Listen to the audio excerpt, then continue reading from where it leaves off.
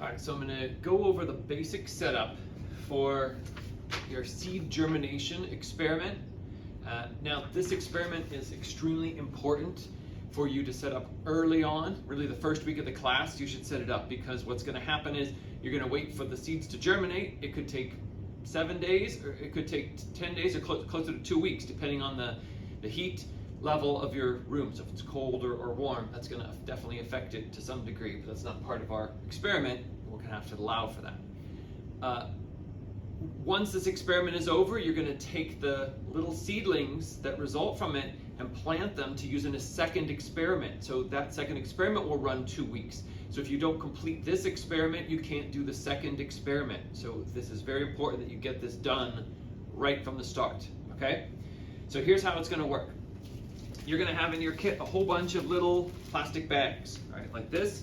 You're going to have a container in it that has seeds, which are little peas, right, which you can't really see them from so far away, but they're just little peas, right, like this.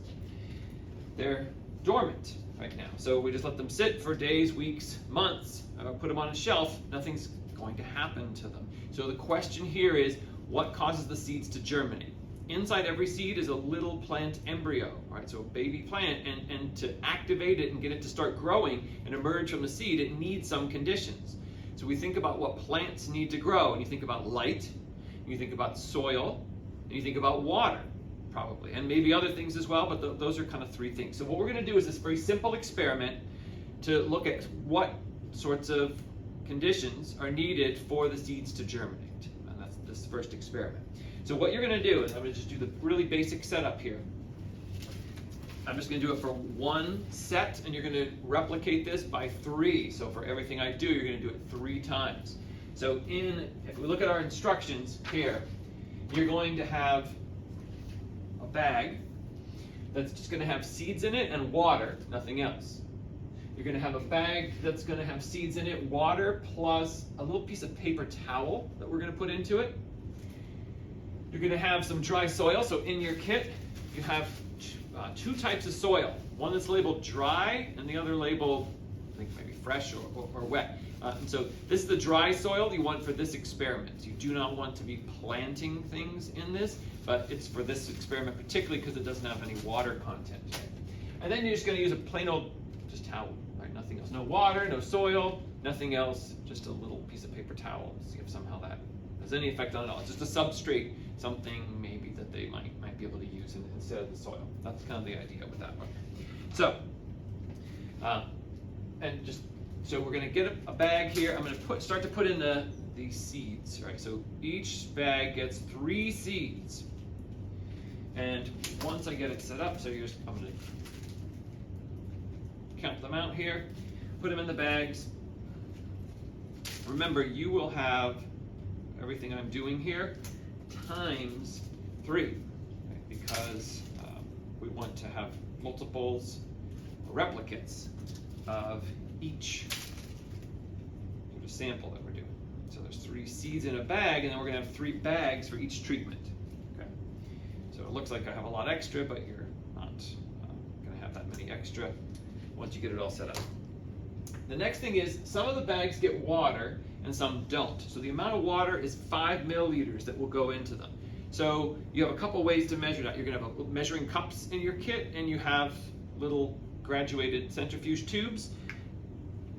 The graduated centrifuge tube that the seeds came in, is measured like this, and you have others. Some of them you may be using now in another, experiment, and others you may not have set up yet. Probably you'll be doing this first, or one of the first things you do. So you'll have a couple tubes that you can just use.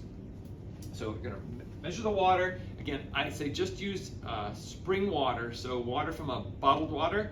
Try to not use tap water because there's so much variability in the tap water, chlorination and other characteristics that may have other effects on the plants in this particular thing. So this is 5 mils of water, putting it into this one, and this is the one that is just water. Right, so then you're going to seal the bag. And now my recommendation is push the seeds kind of away from each other, and they're just going to be sitting in water like this.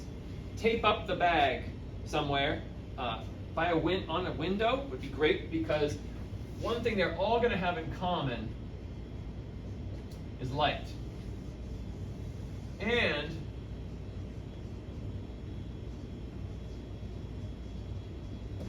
if you put them in a window, they're going to have a natural light cycle. So that, in this case, won't be a factor in it. They're all receiving light, and they're all receiving the same amount and the same intensity of light. And if there's any heat change during the day, it's all going to be the same. So that part is going to be kind of controlled for within all the groups and standardized, between them. So don't put them in different windows of your house. That's a totally different experiment. That would be like some in the north and some in the south. That would be something else. Try to avoid the south, because there might be such intense sunlight from that, it could cause them to heat up too much. Right? So kind of an east or west facing window would probably be best for this. Right, you're going to do this times 3. So they have this bag, 1, 2, there'll be 3 of them, all just with 3 seeds in water. So that's one of them. The next one is water plus a bit of a paper towel. So you can just get a piece of paper towel, put that into one of the bags with your seeds. This one might be a little bit easier to spread out, because the paper towel will keep the seeds in place. Make sure you can see the seeds. Don't let them be kind of hidden by the paper towel. You want to be able to look at them. And then you're going to add the 5 mils of water to this one as well. So we get your container. I'm going to put 5 mils in here. It's the same amount as the other.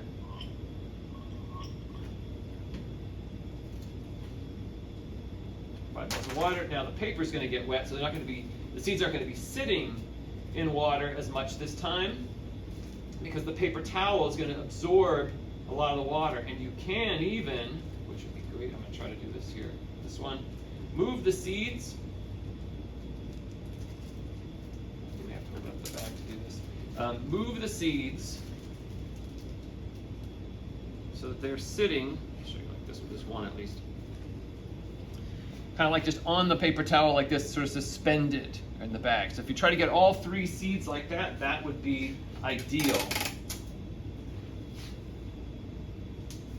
Spread out evenly, and then you can do that times 3. So there'll be 3 bags with paper towels in them. Each of them will have 3 seeds. Try to suspend the seeds so it's kind of sitting in the middle of the bag like that, and not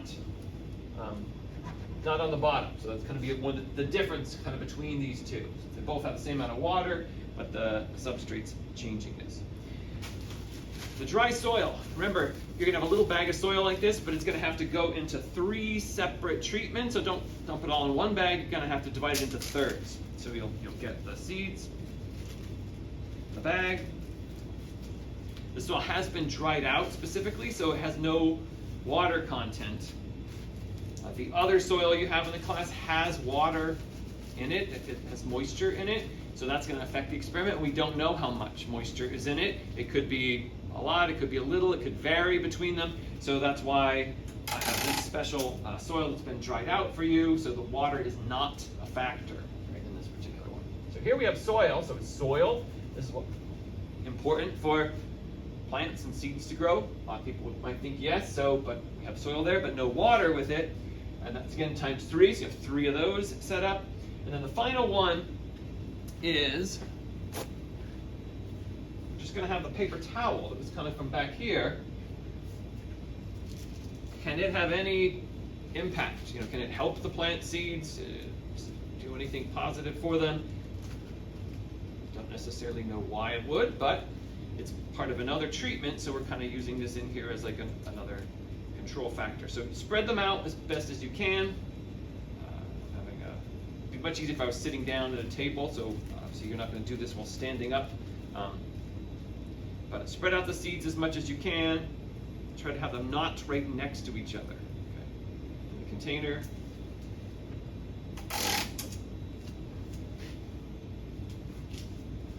All right, then you have the plain towel. So again, now you're going to have 12 of these set up.